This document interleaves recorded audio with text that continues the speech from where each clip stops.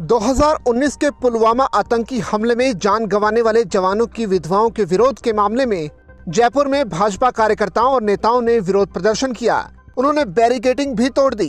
Police के जवान प्रदर्शन स्थल को घेरे हुए हैं। पुलिस ने कई बीजेपी कार्यकर्ताओं और नेताओं को हिरासत में ले लिया है। वो 2019 के पुलवामा आतंकी हमले में जान गंवाने वाले जवानों की विधवाओं के विरोध के मामले को लेकर एक विशाल विरोध रैली निकाल रहे थे। मंत्री प्रताप सिंह खाचरियावास ने कहा कि शहीद परिवारों के मामले में सरकार उनके साथ खड़ी है। भाजपा इस मुद्दे का राजनीतिकरण कर रही है। लेकिन ये तय मानकर चलिए, सरकार ना तो शहीद परिवारों से के मामले में पीछे रहना चाहती है। शहीद परिवारों को लेकर यदि कुछ और भी हमें करना पड़े तो उसके लिए भी हमारी जान हाजिर है। शहीद परिवारों का हम बहुत सम्मान करते हैं। जहाँ तक एक शहीद परिवार की पत्नी की विडो है वो हेमराज मीणा वाली, तो उनके 2 मूर्ति लग चुकी है, तीसरी चाहती है लगा देंगे, कौन मना कर रहा है। मैं खुद यस कर चुका हूँ और इस मामले में ना चीफ मिनिस्टर, हालांकि अब मामला चीफ मिनिस्टर अशोक गहलोत जी देख रहे हैं, मेरा रोल नहीं है अब इसमें, लेकिन फिर भी इस मामले में मैं कैबिनेट में सीएम साहब से बात करके और हम स्ट्रिक्ट बात करके और लगा देंगे। क्या फर्क पड़ रहा है इसमें। बहरहाल अब प्रदेश में पुलवामा में शहीद हुए जवानों के नाम पर बीजेपी सियासत कर रही है। लेकिन बीजेपी राजनीति बंद करे। बीजेपी तो डॉक्टर गुरलाल जी के साथ ही नहीं है, वो तो कोर कमेटी के सदस्य नहीं है, इतने सीनियर लीडर हैं। तो बीजेपी कहाँ, अब बीजेपी तो अब आई है जब ये मामला इतना तूल पकड़ गया।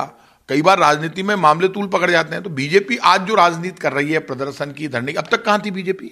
एक मुद्दा बीजेपी सांसद किरोड़ी लाल मीणा से बदसलूकी का भी है, जिस पर भाजपा खफा है।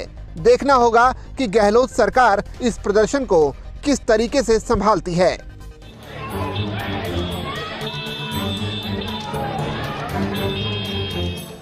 दिल्ली आबकारी नीति मामले में तेलंगाना के मुख्यमंत्री के चंद्रशेखर राव की बेटी और बीआरएस नेता के कविता से ईडी पूछताछ कर रहा है।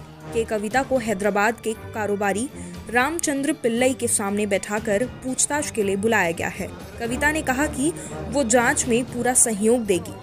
वहीं बीआरएस सांसद वेंकटेश नेता ने के कविता से सीबीआई की पूछताछ पर कहा कि ईडी और सीबीआई नरेंद्र मोदी के आदेश पर यह कार्रवाई कर रही है। बीजेपी सरकार हमारे मुख्यमंत्री केसीआर से डरती है।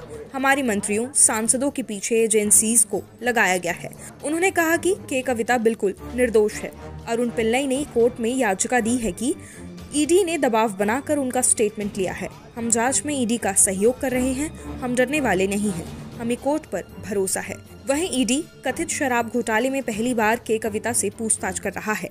ईडी ने सीबीआई की एफआईआर का संज्ञान लेने के बाद पिछले अगस्त में मनी लॉन्ड्रिंग का केस दर्ज किया था। के कविता को साउथ लीकर लॉबी का हिस्सा माना जाता है। वहीं के कविता से पूछताछ ऐसे समय में हो रही है जब ईडी दिल्ली के पूर्व उप मुख्यमंत्री मनीष सिसोदिया और के कविता के कथित बिजनेस पार्टनर अरुण रामचंद्र पिल्लई को हिरासत में ले चुका है। अरुण ने अब दावा किया है कि वे अपने बयान से मुकरना चाहते हैं जो नवंबर-दिसंबर 2022 के बीच ईडी ने दर्ज की थी।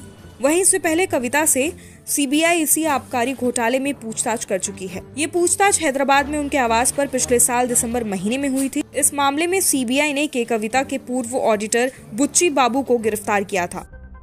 जमीन के बदले रेलवे में नौकरी मामले में लालू प्रसाद यादव और उनके परिवार के खिलाफ देश भर में केंद्रीय जांच एजेंसियां कार्रवाई कर रही है।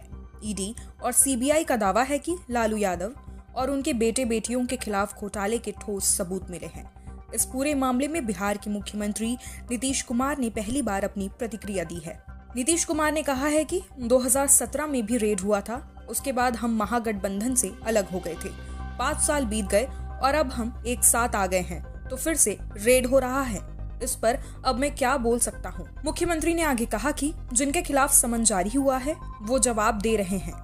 कहीं पर कुछ होता है उस पर हम प्रतिक्रिया नहीं देते हैं। वहीं महागठबंधन में दरार और भाजपा से फिर हाथ मिलाने की अटकलों को लेकर सीएम ने हंसते हुए कहा कि कोई गठबंधन से अलग नहीं हो रहा है। सुशील मोदी पर तंज कसते हुए उन्होंने कहा कि उनका काम है बोलना, बोलेंगे नहीं तो क्या करेंगे।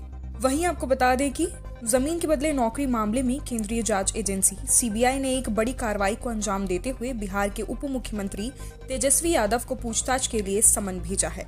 दरअसल सीबीआई की टीम तेजस्वी यादव से जमीन के बदले नौकरी मामले में पूछताछ कर रही है, लिहाजा इसी मसले पर आगे की पूछताछ के लिए आगे बुलाया गया है।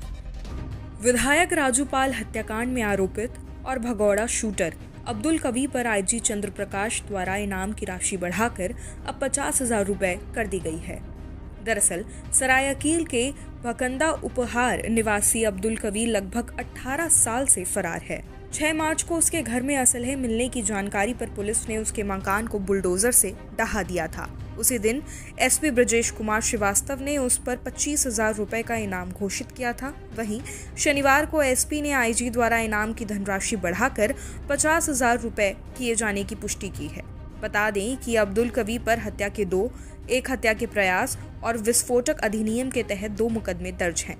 वो कौशाम्बी के पश्चिम शरीरा का रहने वाला है। वहीं उमेश पाल की हत्या से जुड़ा एक अहम अपडेट सामने आया है। दरअसल हत्या की साजिश आईफोन के फेस टाइम फीचर पर रखी गई थी।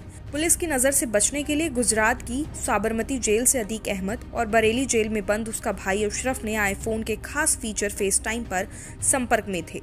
वहीं अशरफ का साला सद्दाम इशारा मिलने पर बरेली जेल जाकर उसकी अतीक से बात कराता था। सद्दाम की गतिविधियों पर एसटीएफ की नजर थी, लेकिन फेस टाइम के कारण उनके असली मंसूबे का पता नहीं चल सका।